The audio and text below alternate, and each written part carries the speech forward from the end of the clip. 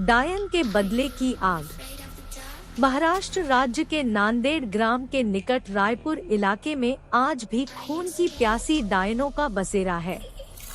स्थानीय लोगों का मानना है कि यहाँ रात में गुजरने वाले लोगों को डायन पहले तो अपने वश में करती लेती है और बाद में उस इंसान का खून पीकर स्वयं को अमर करती है। वहाँ माना जाता है कि यह इलाका डायनों का है। यहाँ पर इंसान का कदम रखना खतरे से खाली नहीं है और अगर आप वहाँ पर गए तो किसी तरह की गलती आपके लिए काफी नुकसानदायक साबित हो सकती है।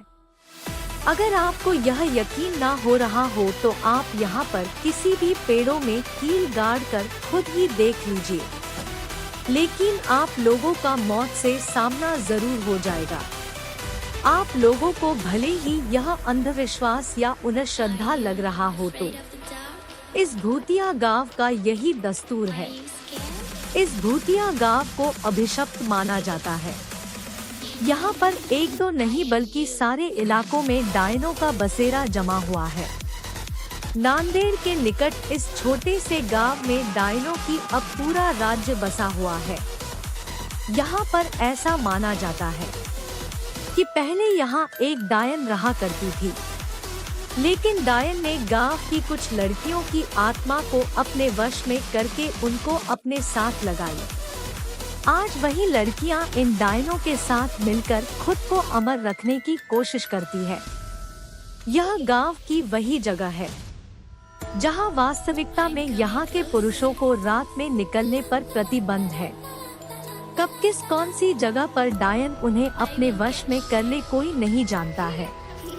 अभी तक यहाँ पर कुल 42 ऐसे मामले आ चुके हैं जिनमें से पुरुष लापता हो गए, लेकिन उनका अभी तक कोई अता पता नहीं चला है। यही माना जाता है कि डायन उन पुरुषों को मार दिया होगा। रायपुर में पेड़ों को काटने पर भी प्रतिबंध लगाई गई है। यहाँ पेड़ों के ऊपर डायनों के रहने की बात बताई जाती है। एक बार एक पेड़ काटने पर गांव के एक मनुष्य की मौत हो गई थी। तब से ही माना जाता है कि डायन का पेड़ काटने पर ही उसकी मौत हुई। यहाँ पर एक टूटी हुई हवेली के अंदर एक छोटी सी कोठरी है जिसमें कोई भी नहीं आता जाता है और माना जाता है कि इस अंधेरी कोठरी में जो भी गया वो वापस कभी लौट कर नहीं आया है। 16 लोगों की मौत की गवाह इस भूतिया कोठरी को यहाँ के प्रशासन ने भी सील कर दिया है। डायनों को अपने वश में करने के लिए यहाँ पर कई तांत्रिकों ने अपनी पूरी शक्ति लगा दी, लेकिन इस बीच 5 से 6 तांत्रिकों को भी मौत हो गई, जिसके बाद तांत्रिक भी यहाँ की डायनों को अपने वश में करने से घबराने लगे। कहा जाता है कि गांव में हर अमावस्या और पूर्णिमा की रात को कोई बाहर नहीं निकल। हालांकि यह काफी पुरानी बात है। अब लोग अपने घरों को अच्छे से बंद करके घरों में रहते हैं। गांव के कुछ लोगों ने यह अनुभव किया है कि अक्सर रास्ते में चलते वक्त उन्हें अजीबोगरीब आवाजें सुनाई देती है, लेकिन पीछे मुड़ने पर कोई नहीं होता। गांव के रंजीत नाम के व्यक्ति ने तो अपनी बाइक पर एक डायन को लिफ्ट तक दी थी। काफी लंबा रास्ता तय करने के बाद उसे एहसास हुआ कि उसके पीछे कोई बैठा हुआ है, पर उसने जब पीछे मुड़कर देखा तो कोई नहीं था। रायपुर के लोगों का मानना है कि यहाँ कई साल पहले एक खूबसूरत महिला के साथ गांव के कुछ लोगों ने बलात्कार किया था। उसे बंदी बनाकर रख लिया और बाद में उस महिला की बेरहमी से हत्या कर दी। इसके बाद वही डायन बनकर यहाँ अपना बदला पूरा करती है। हिमालय की रहस्यमयी जगह। भारत दुनिया का ऐतिहासिक राष्ट्रों में से एक है। इसका विस्तृत बहुत डरावना, रोमांचक और कई रहस्य से जुड़ा हुआ है। भारत के चारों दिशाओं में कई रहस्य तो लुप्त हो चुके हैं और इसे आज तक कोई भी समझ नहीं पाया है।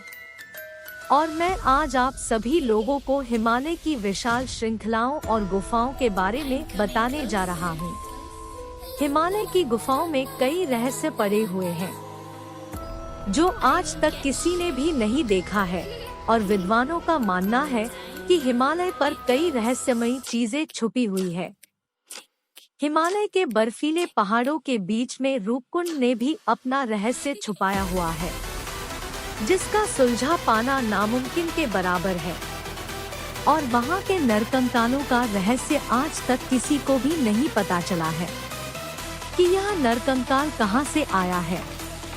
वह बहुत पुराने होने के कारण कुंड में 600 साल से भी अधिक नरकंकाल बिखरे पड़े हुए हैं। लेकिन यह सब कंकाल किसके होंगे, यह आज तक कोई समझ नहीं पाया है। विद्वानों के अधिकारी हिमालय पर कुछ खोज करने गए थे, तब उन्होंने वहां पर इतने सारे कंकाल देखकर अचंभित हो गए। उनके मित्र तो डर कर भाग ही गए। लखनऊ के एक विश्वविद्यालय में डॉक्टर D.N. मजूमदार ने भी 1957 में यहाँ से कंकालों का कुछ नमूना लेकर वहाँ से अपने मित्र डॉग गिफन को अमेरिका भेजा। वहाँ पर रेडियो कार्बन करने के बाद डॉग गिफ को ज्ञान हुआ कि यह कंकाल लगभग 300 से 600 साल वर्ष पुराने हैं, और यह सभी नरकंकाल लोगों को चौंका देने वाला था। वहाँ के लोगों का मानना है कि यह नरकंकाल यहाँ पर राजा अपनी प्रजा के साथ आया था, और जब वह रूपकुंड के पास गया तो तभी वहाँ पर जोर जोर से ओले गिरने चालू हो गए। राजा और उनकी प्रजा की उसी ओले के नीचे दबकर मौत हो गई होगी, और यहाँ पर जो नरकंकाल है वह उन्हीं लोगों की होगी। कभी यह स्थान खूबसूरत हुआ करता था, और आज यह स्थान एक खंडार के अलावा और कुछ भी नहीं है। पहले के लोग कहते हैं कि कभी यहाँ पर राजा विक्रम सिंह का किला हुआ करता था, और विक्रम सिंह अपनी प्रजा के साथ और अपने परिवार के साथ यहाँ पर राज्य किया करते थे। आपने सुना ही होगा राजस्थान में मानगढ़ का नाम। लोग कहते हैं कि दुनिया में 10 या 15 जगह ऐसी है जिसे लोग भूतियों के नाम से जानते हैं।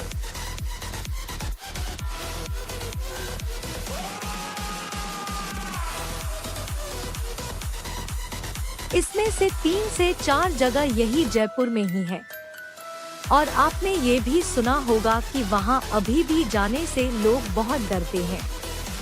एक बार की बात है, करीब 30 साल पुरानी, जब वहाँ पर दूसरे राजा ने हमला कर दिया था और वह राज्य जीत लिया था, तब वहाँ की औरतों के साथ दुर्व्यवहार करने की कोशिश की थी, और वहाँ के राजा विक्रम सिंह ने लड़ते लड़ते अपनी जान गंवा दी और उस राजा को भी मार डाला। तब से आज भी कोई रात के बाद वहाँ पर नहीं जाता, यहाँ तक कि लोगों को लगता है कि रात में कोई महफिल सजी है और जोर जोर से घुंघरू बजने की आवाज भी आती है। कई लोग तो यह भी कहते हैं कि राजा विक्रम सिंह आज भी वहां रातों को आते हैं और अपनी रानियों के साथ बैठकर नर्तकियों के नाच देखा करते हैं। वहां के लोग भूलकर भी उस खंडहर के पास दिन में भी नहीं जाते, क्योंकि कोई बोलता है कि कभी कभी वहां पर औरत या फिर कोई पुरुष दिखाई देता है जो रात को या फिर दिन में भी रखवाली करता है। आज भी वहां पर दिन ढलने के बाद लोगों का उधर से आना जाना बंद हो जाता है। सब लोग सोचते ही थे। तब वहां पर कुछ पत्रकार लोग पहुंचे। उन लोगों के साथ भी कुछ अजीबोगरीब घटना घटी। उनके एक साथी को वहीं पर अटैक आ गया और वह बेचारा वहीं पर दम तोड़ दिया। बाकी बचे जितने पत्रकार थे, वह लोग अपनी जान बचाकर वहां से चले गए, और आज तक वहां पर कोई नहीं गया, क्योंकि अब सबको पता चल गया कि राजा विक्रम सिंह आज भी वहां पर अपनी प्रजा के साथ आते हैं और पूरा खंडार महल में बदल जाता है, ताकि वह विक्रम सिंह वहां पर आनंद की अनुभूति कर सके, और आज भी वह सुनसान ही पड़ा है। वहाँ आम का, महुआ का और जामुन का पेड़ भी है। सबने अपने दिल पर पत्थर रख लिया और बोला कि ना तो वहाँ कोई जाएगा और ना ही वहाँ का कोई फल खाएगा, क्योंकि कुछ कहा नहीं जा सकता कि किसको कब क्या हो जाए।